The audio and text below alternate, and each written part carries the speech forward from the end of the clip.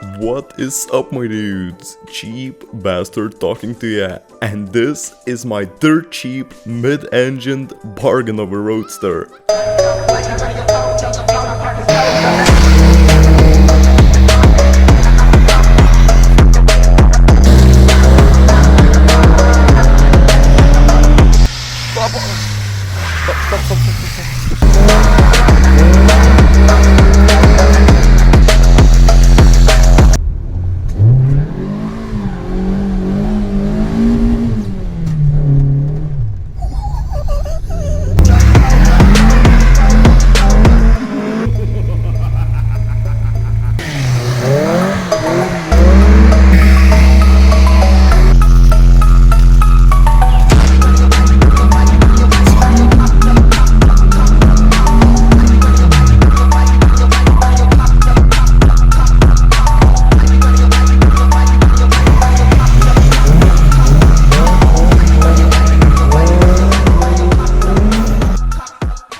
What I have right here is a car from a golden age of automotive manufacturing, and I believe that it might be one of the most underrated budget roadsters of all time.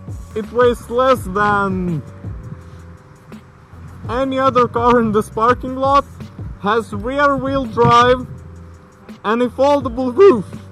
What could possibly be better For a weekend getaway to the beach or a parking lot raid? So you might be thinking right now, didn't he own a 2007 Focus ST? Well, I had to sell it because with my peaceful driving, I couldn't keep up with my fuel costs. At least I made 140 euros by selling it.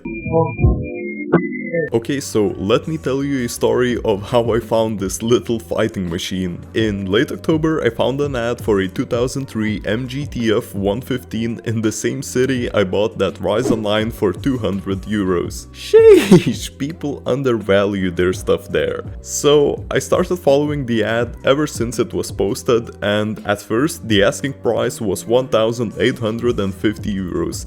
And after a month, the seller dropped the price to 1,400 euros because, as you can imagine, the demand in late autumn for a quirky car like that was extremely low. And because of that, I called the seller the next day after the price drop, arranged the meeting, and drove straight to Kaunas. On the phone, the seller said that the car was mint except for a check engine light and a couple of small holes on the roof. But when I saw him and the car in person, I was like, so that was a fucking lie. The gear knob was loose, the passenger door didn't open very well, the driver's seat was a bit torn, the trunk lid was hitting the car's frame, it had bald summer tires, especially useful in winter.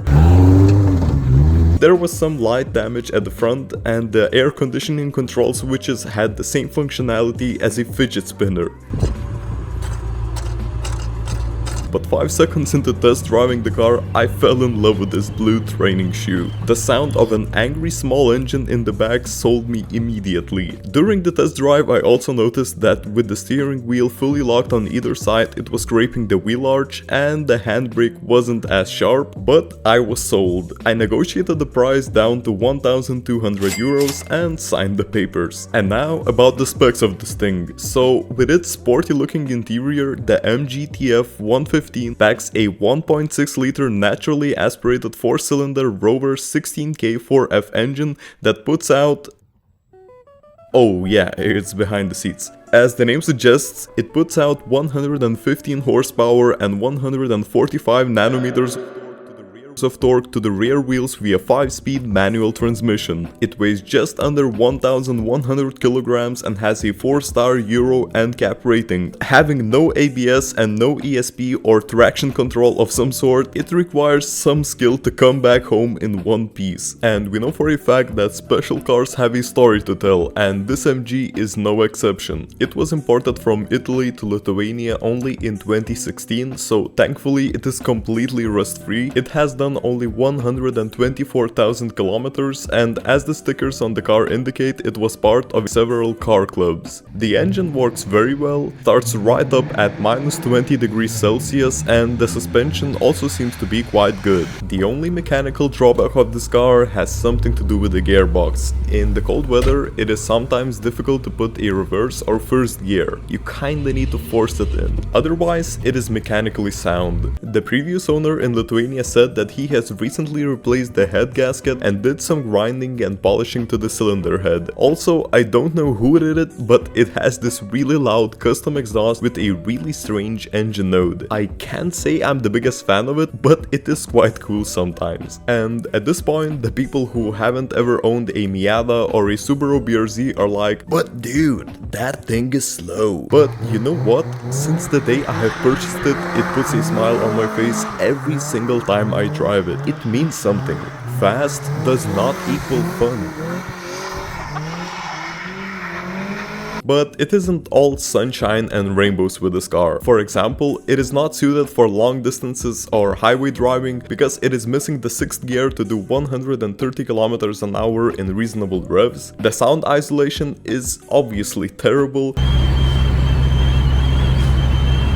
The panels on this car are misaligned in some places, and you can forget about your friends in the backseat. The trunk capacity is also really limited because of its narrow dimensions, and anything other than a grocery bag won't fit, although it seems quite spacious. And with the engine in the back, you might think that there's some room in the front for your Shrek 2 DVD collection, but that isn't the case either. But in the end of the day, it was never intended to carry your fat dog around. It was built to experience the joy of driving. In the next episode, I will talk about the long-term ownership of this car and a complete interior restoration in early March, and also everything I have planned for it in the future. Thank you for watching this rather unusual video, and don't forget to stay cheap, my dudes. Cheap bastard out. What I have right here is a car from a golden age of automotive engineering. What I have right here is a car of this car, and